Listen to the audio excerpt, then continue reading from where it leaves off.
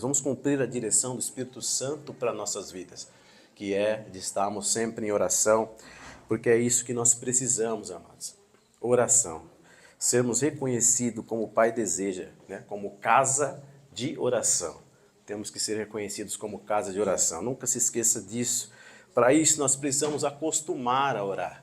Para isso, nós precisamos, irmãos, ser diferente de um modelo, de um estereótipo que já está aí fora, de que realmente coloca a oração em último lugar. Não, nós precisamos ser diferentes, contrariando tudo o que estão falando aí fora, e ficar com a palavra que nos diz que, de fato, é a oração quem vai realmente nos ajudar e quem faz a gente ter um contato mais com o nosso Senhor. Precisamos ser discípulos de oração, meu amado. Não há outra alternativa para nós a não ser orar. E você sabe que não é de hoje que a oração ela tem ficado escassa. Não é de hoje que temos visto a oração ficar em terceiro, quarto ou em último plano. Muito tempo atrás já, a gente percebe dentro da palavra, por exemplo, que isso é algo crônico, irmãos, que tem acontecido desde a primeira geração apostólica. E um dos momentos que você sabe mais difíceis que nosso Senhor Jesus passou, você sabe quando foi? Antes mesmo de Jesus ser crucificado, ele passou por momentos muito difíceis, conturbados, momentos que muito difíceis mesmo. Ele passou por momentos muito difíceis. Isso está em Mateus 26, os evangelhos relatam esse momento que nosso Senhor Jesus passou ali antes de ser crucificado, né, irmãos? Momentos dificílimos. E ali, irmãos, evidencia algo muito tenso da parte de Jesus, que ele passa ali. Um momento muito difícil que Jesus passa, um momento muito tenso, um momento realmente de angústia, de tristeza, um momento muito difícil que o nosso Senhor Jesus passou naquele dia. Ali evidencia, irmãos, algo muito importante. Eu creio que você já viu e já passou por essa passagem já há algum tempo, que ali evidencia algo muito difícil que o Senhor Jesus, além de você enxergar isso, ele evidencia uma dificuldade que os discípulos daquela geração havia para orar. Não sei se você consegue enxergar isso, porque Jesus foi ter com eles a um lugar chamado Getsemane. Getsemane, o Monte das Oliveiras, é um local determinado, um olival. E Jesus, como dentro da ótica de Lucas, diz que era de costume Jesus estar ali. Jesus era acostumado a ir para aquele olival para orar. Ele se retirava para orar. E os discípulos o seguiam dentro de uma ótica de Lucas, que tem uns detalhes maiores do que Mateus e Marcos. Mas, enfim, mas evidencia, irmãos, uma frase que diz assim, que Jesus foi com eles a um lugar chamado Getsemane e disse para os seus discípulos, que ele disse, sentai aqui que eu vou ali orar. Ora, essa frase, irmãos, demonstra algo importante, porque para mim evidencia que nem todos os discípulos de Jesus eram de oração. Jesus conhecia cada um deles. Cada discípulo Jesus conhecia. Quando ele diz, fiquem sentados aqui, que eu vou ali orar, ora, significa que aqueles discípulos não fossem muito de oração. Por quê, irmãos? Você acha que no momento mais difícil para Jesus, no momento mais complicado para ele, você acha que ele não queria que todos os seus discípulos estivessem à sua volta para orar junto com ele? Você acha que ele não queria que todos, não só 3, mas todos os seus, estivessem com ele naquele jardim para orar no momento mais difícil da sua vida? Ora, quanto mais discípulos, melhor. Quanto mais pessoas estiverem conosco para orar, não é melhor, irmãos? É melhor estar com mais. Olha, quantos irmãos estão aqui? Quanto mais gente para orar conosco, é melhor. Então, meus amados, evidencia algo para nós aqui, que a questão que se levanta é, será que todos os discípulos gostavam de orar? Será que todos os irmãos estavam a fim de estar com Jesus ali para orar junto com ele? Será que todos gostavam de orar? Será que todos, no mínimo, tivessem uma disposição, mínima que fosse, para orar com o Mestre, para orar com Jesus? E essa é a pergunta que fica. O versículo lido aparentemente diz que parece que nem todos eram de oração. E este é um problema não só lá, veja, lá do começo. A primeira geração de discípulos já realmente havia essa má vontade para orar. E é um problema hoje nosso, irmãos, pois a oração tem sido esquecida. A oração é colocada, como disse no começo, em último plano. A oração tem sido deixada de lado. a oração hoje, ela é realmente algo que todos têm deixado de lado. Isso é muito triste, meus amados. Mas, irmãos, hoje eu e você estamos aqui hoje. Você saiu da sua casa, você veio, né? Você veio para adorar a Deus. Mas, acima de qualquer coisa de adorar, você também veio para orar ao Senhor. Nós temos feito este compromisso de orarmos e nós vamos fazê-lo em nome de Jesus. Nós vamos fazê-lo, irmãos, porque é assim que o Senhor quer de nós, orarmos. Nós, irmãos, temos que praticar a oração. Então nós podemos mudar uma estatística que existe já nos nossos dias. Ainda que for 1%, amado, nós temos condições de mudar essa estatística. Se nós temos condições, veja, hoje estamos aqui. Você vê que a importância da oração, ela é muito, irmãos, importante, ela é realmente algo que o Senhor tem nos cobrado. E nós não vamos, irmãos, deixar que esta cobrança e fique, e daqui a pouco lá no céu ele nos cobre de novo. Já imaginou você chegar diante do Senhor? O que eu disse para vocês? Era para vocês orar, puxar a nossa orelha. Mas não, irmãos, vamos fazê-lo. Enquanto nós estivermos nessa terra, nós vamos estar orando ao Senhor. Vamos buscar a face do Senhor. E, irmãos, nós não temos desculpa, ou temos desculpa? Alguém tem uma desculpa? Veja bem, nem aqueles discípulos teriam desculpa, porque afinal de contas eles não poderiam dizer, eu não sei orar, Senhor. Até porque Jesus já havia ensinado para eles a base da oração, o Pai Nosso, né? Pai Nosso que estás no céu. Jesus ensinou, Senhor, ensina-nos a orar. E aí ele diz, eu vou ensinar para vocês, é a base de toda a oração. O Pai Nosso, Mateus 6,6, ali está dizendo a base da oração. Mas nenhum deles podia dizer que não tinha exemplo, irmãos. Por quê? Porque eles estavam diante do próprio exemplo de oração. Jesus é o próprio exemplo de oração, porque Jesus orava tanto particular, sozinho, às vezes ele ficava recluso, ia para lugares solitários para orar, mas também orava em público também. Então, irmãos, o maior exemplo estava com ele, Jesus. Então, o nosso exemplo continua sendo Jesus. Jesus ensinava a orar, Jesus orava. Jesus, irmãos, praticava a oração, Jesus deu exemplo de oração. E no único momento de revolta de Jesus na terra, qual foi? Quando ele, então, vira a mesa dos cambistas. O pessoal estava assustado, porque Jesus, eu nunca tinha visto Jesus daquele jeito. Jesus chegou e virou a mesa do cambista, começou a manifestar ali, irmãos, algo que veio do Espírito de Deus, porque viu que ali, irmãos, estava acontecendo algo que Deus não planejou para a igreja. Jamais Deus planejou aquilo para a igreja. Deus olhou aquilo e o que Jesus disse para eles? Está escrito, a minha casa será chamada casa de oração. E aí é duro para eles. Mas vós tem transformado ela em um covil de ladrões. Então, irmãos, distorceram tudo aquilo que Deus queria para a igreja. Então, Jesus vê aquilo na terra, meu Pai, eu não posso deixar isso aqui. Então, Jesus, ele faz tudo aquilo que fez. Ele chama os seus discípulos, mas os seus discípulos, ele pede para ficar sentado. Sentai-vos aqui, que eu vou ali orar. Que eu vou mais adiante orar. Veja, queridos, que Jesus não queria perto dele quem não tivesse a fim de orar. Quem não tivesse o mínimo a vontade de querer orar. Quem não tivesse querendo orar com ele naquele momento. Por isso ele pede, olha, sentai-vos aqui. Bartolomeu, senta aqui. Judas Tadeu, senta aqui. Todos vocês, sentam aqui. Que eu vou ali orar mais um pouco adiante. Sentai-vos aqui. Então, irmãos, Jesus não estava atrás de quantidade. Você sabe muito bem essa frase, né? Jesus sempre vai estar atrás na qualidade. Hoje em dia, a gente vê que as pessoas estão atrás de volume, né, irmã? Se querer que a igreja esteja cheia, né, que as cadeiras estejam cheias, hoje em dia se busca isso. Mas aqui não, irmãos, nós não buscamos isso. Isso não é uma meta nossa. Nós temos que buscar, até porque é Ele quem busca, não é eu. Ele quer qualidade naquilo que se propõe a fazer, naquilo que se quer fazer. E Jesus está aqui, irmãos, dizendo, olha, sentai-vos aqui que eu vou ali orar. O que ele quer de cada discípulo, ainda que não esteja pronto, ainda que não esteja realmente com 100% perfeito, o que ele busca nos discípulos dele é que, no mínimo, irmãos, haja uma vontade, haja algo de dentro de querer estar, de querer orar, de estar à disposição para orar. Uma mínima vontade para que possa então ajudar em oração. E a predisposição para orar é algo que está escasso em nossos dias, que nós falamos. Mas, irmãos, ele não queria discípulos que só fazem volume, só ali multidão. Multidão, ele estava, durante todo o seu ministério, ele estava em volta das multidões. Ele não queria multidões, ele queria realmente e pessoas que pudessem o ajudar naquele momento da oração. E se não for para ajudar, é melhor nem ir.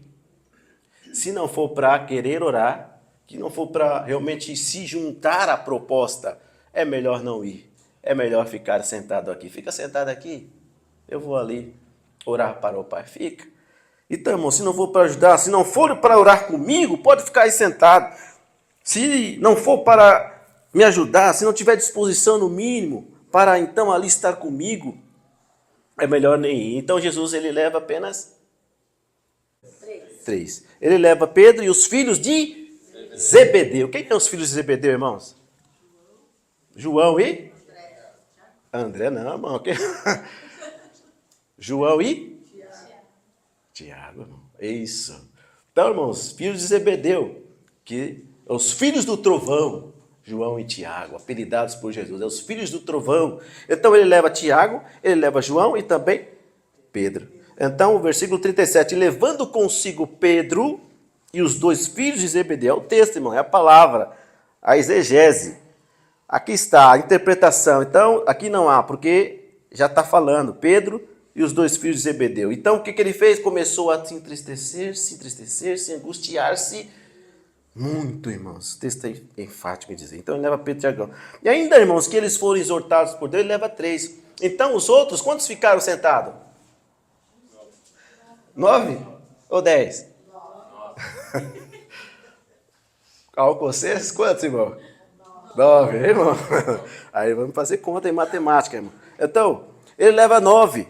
Então 3 vai com ele e 9 fica assentado. Jesus disse para os 9, ficai-vos aqui enquanto eu vou orar. Mas ele não vai sozinho. Ele leva com ele, como nós dissemos, Pedro, Tiago e João. Então, convicto que aqueles 3, ainda que tivesse o mínimo de disposição, irmãos, e embora nós viemos no texto, que os 3 dormiram. Mas eles estavam se esforçando, não era? Eles estavam ali com Jesus. Não, eu vou, irmãos. Você precisa entender a situação do momento, irmãos. Algo que era uma opressão muito grande sobre aquele lugar, sobre aquele olival. Estava uma impressão. Há hordas demoníacas, havia uma batalha espiritual acontecendo naquele momento, irmãos. E os discípulos carnais que eram, estavam oprimidos, irmãos, pois que eles dormem, porque estavam muito oprimidos por algo que estava para acontecer, irmãos. Por aquelas horas, Jesus se entregaria ali por todos nós. Então, eles estavam ali, irmãos, tentando, mas estavam se esforçando, mas estavam com Jesus. E isso, irmãos, é o que não pode faltar da nossa parte. O quê? Dedicação, esforço para orar. Não pode faltar da nossa parte o mínimo esforço, irmãos. O mínimo, uma predisposição para orar. Porque, irmãos, contra nós vai estar todo o adversário, mais uma vez, a opressão sobre mim e você, para que não venhamos orar, para que você não ore como deveria. O inimigo vai fazer de todas as maneiras para fazer você não orar, irmãos, durante o dia. Ele vai tentar, ele vai te gerar cansaço. Você percebe, todas as vezes que você vai orar, alguma coisa acontece. Algo acontece, quando você fala em orar, algo acontece.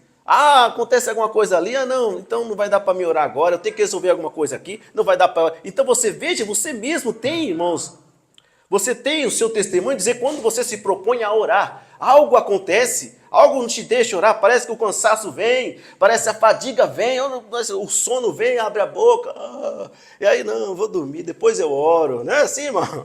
Assim acontece conosco, irmãos. Muitas coisas, porque o inimigo não quer que nós venhamos orar, irmãos. Ele vai fazer de tudo para que a gente não busque ao Pai, não busque ao Senhor, porque ele sabe que quando nós nos disponamos, quando nós nos dobramos nossos joelhos e nós conversamos com o Pai, não há mais impedimento, irmãos. O véu rasgou.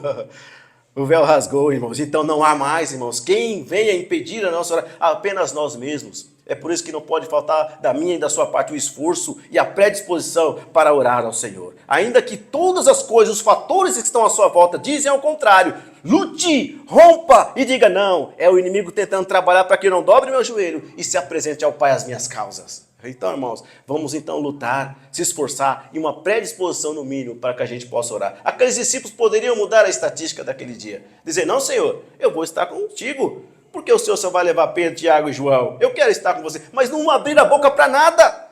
Aceitaram, não, ficai-vos aqui. Senhor, eu quero estar contigo, Pai, para orar. Eu quero estar ali com o Senhor nesse momento difícil. Mas nenhum deles, irmãos, o texto não diz isso, nem Lucas, nem Marcos, nem muito menos em Mateus.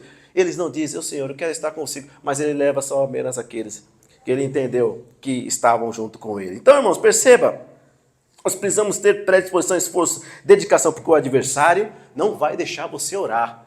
Não vai permitir que você ore, vai fazer muitas coisas, vai fazer uma arruaça para que você não venha orar e buscar a face do Senhor. Irmãos, nós estamos em uma guerra, não esqueça disso. Então, irmãos, todas as vezes que você se expuser a orar, vai haver batalha, vai haver guerra, vai haver muitas coisas acontecendo à sua volta. Então, irmãos, não se intimide com o adversário. Ele vai fazer de tudo para que você não ore, mas em frente.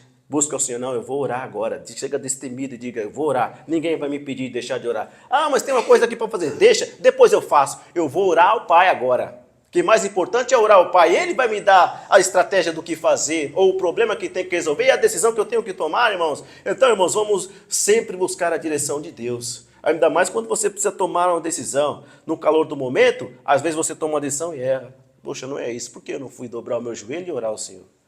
Porque as circunstâncias não me ajudaram. Mas, irmãos, rompa isso, busca a face do Senhor, nunca deixe de orar, sempre ore, cada vez mais intensifique em oração. O Senhor tem me colocado muito isso, irmãos, que à medida que o tempo passa, a intensidade da luta ela vai aumentando. Então, irmãos, se nós não pusermos a orar, nós vamos sofrer com represálias, nós vamos sofrer com muito, irmãos, ataque. E se nós nos ter predisposição para orar, irmãos, nós vamos estar sofrendo. E não é isso que você quer, não é? Nós queremos vencer a guerra. Então, irmãos, não falta esforço da sua parte. Então, perceba, algumas coisas precisamos entender também nesse texto, irmãos, que é muito sério, porque também aqui está enfático dizendo algo muito importante, que nem sempre, irmãos, o resultado da nossa oração será o que queremos, né? Nem sempre o resultado da nossa oração vai ser coerente com o que queremos. Porque Jesus no 39, ele foi disposto a orar. Ele adiantou-se um pouco e prostrou com o rosto em terra. Então ali ele estava orando ao Pai. O que ele orou? Dizendo, meu Pai, se possível, passa de mim este cálice. O cálice, que cálice era esse, irmãos? Um cálice de sofrimento, consequentemente, morte.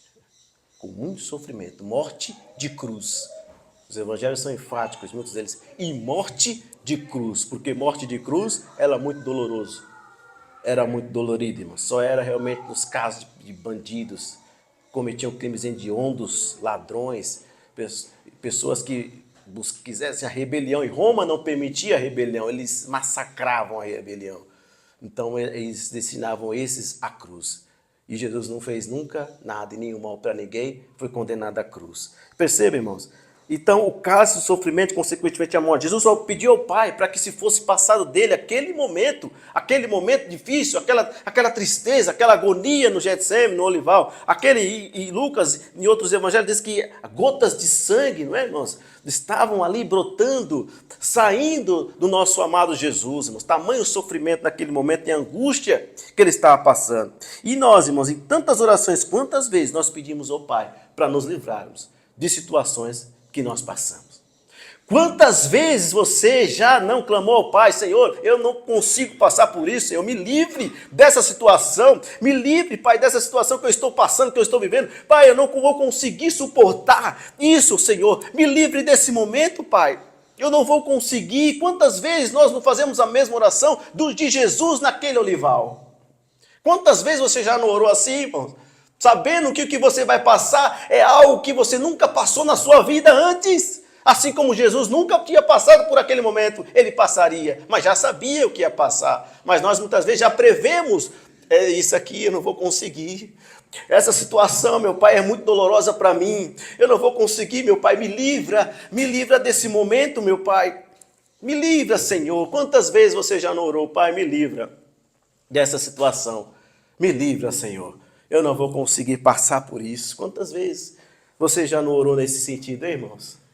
Quantos momentos você já não teve E quanto sofrimento você já não passou, por mais que você orou, e ainda você passou por aquele sofrimento, passou por aquela situação, e você pensou que não suportaria, mas você ali está passando por essa situação. Quantas vezes, irmãos, você não pediu ao Pai para livrar? Quantas vezes você já não teve aflito? Quantas vezes você já não teve angustiado? Quantas vezes você não ficou tão ruim, tão mal, e que você pensou que iria morrer, e você pensou que não iria viver mais, entraria em colapso na sua vida, uma situação que você nunca passou, assim como Jesus.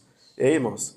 Mas aí vocês leram o final do versículo, que ele diz: todavia, não seja feito a minha vontade, mas a sua. Jesus, irmãos, passou pela morte e venceu. E você? Você está aqui porque você sobreviveu ao que você achou que não aguentaria, né?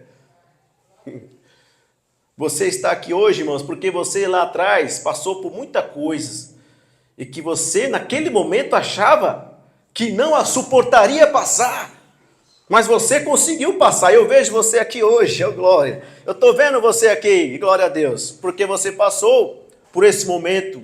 Às vezes são momentos, não é só um, mas são momentos que você passou.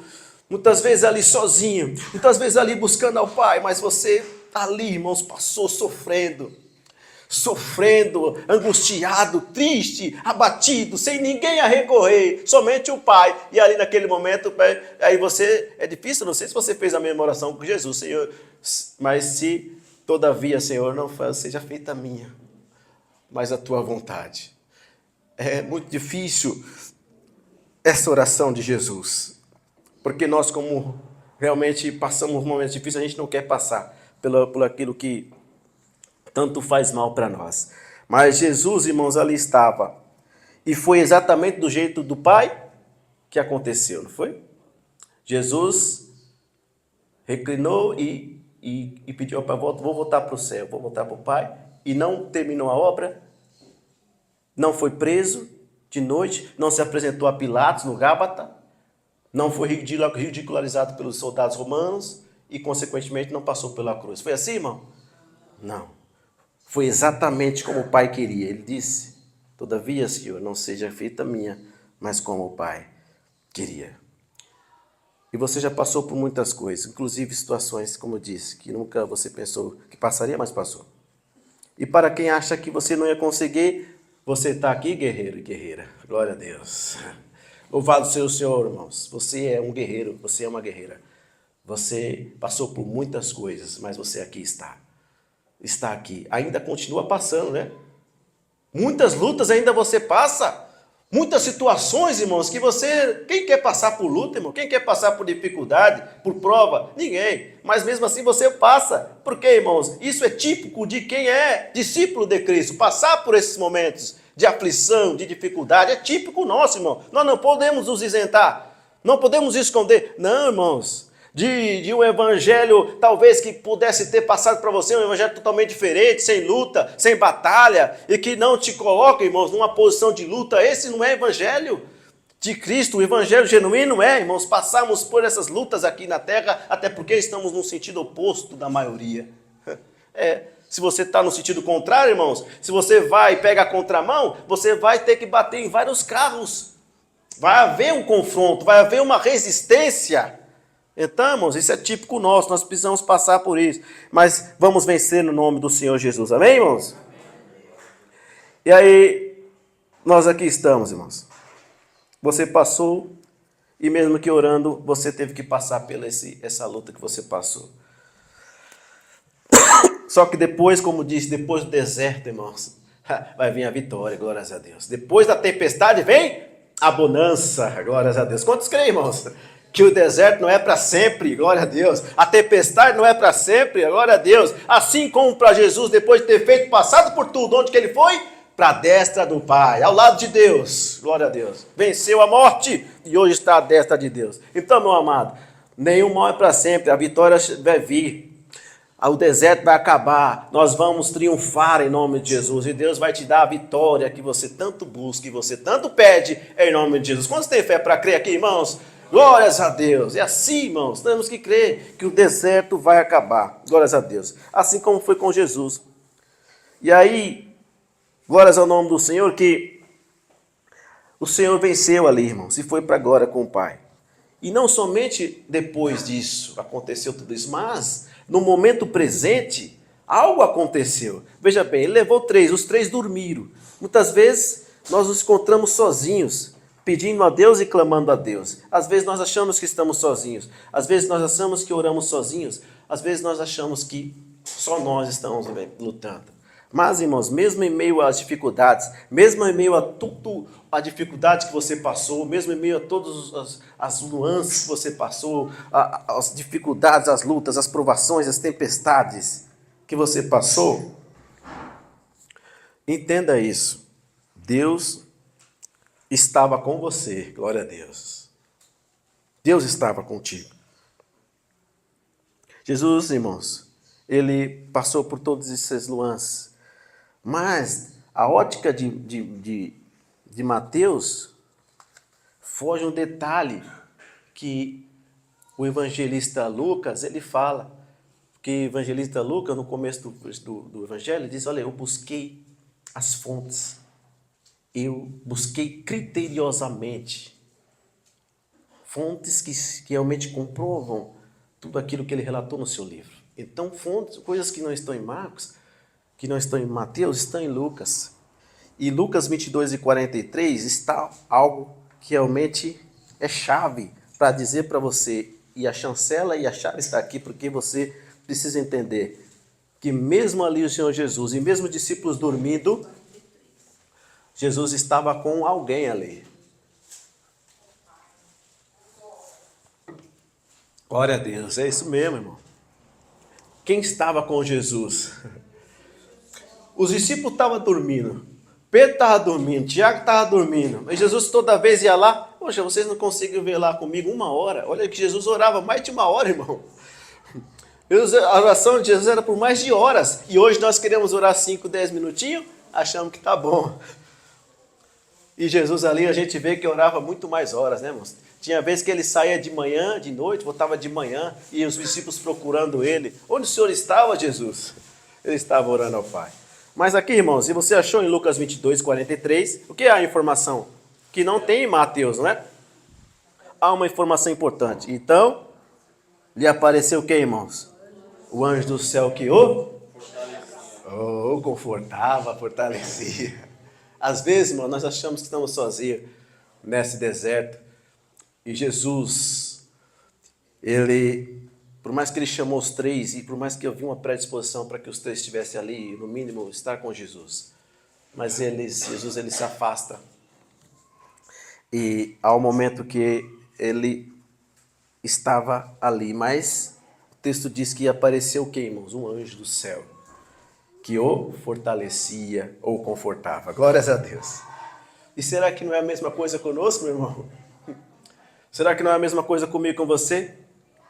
Nos momentos mais difíceis que nós passamos na nossa vida, irmão, e que ainda estamos passando, podem faltar amigos, né?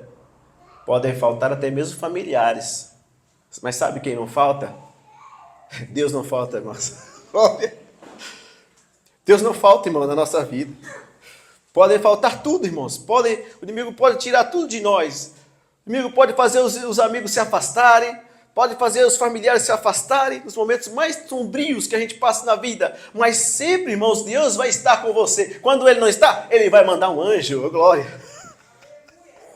Ele vai mandar, irmãos. Mas você não vai ficar sozinho, você não vai passar por tudo isso sozinho. Ele vai enviar, ou Ele mesmo vai estar com você, como enviou o Espírito Santo Consolador.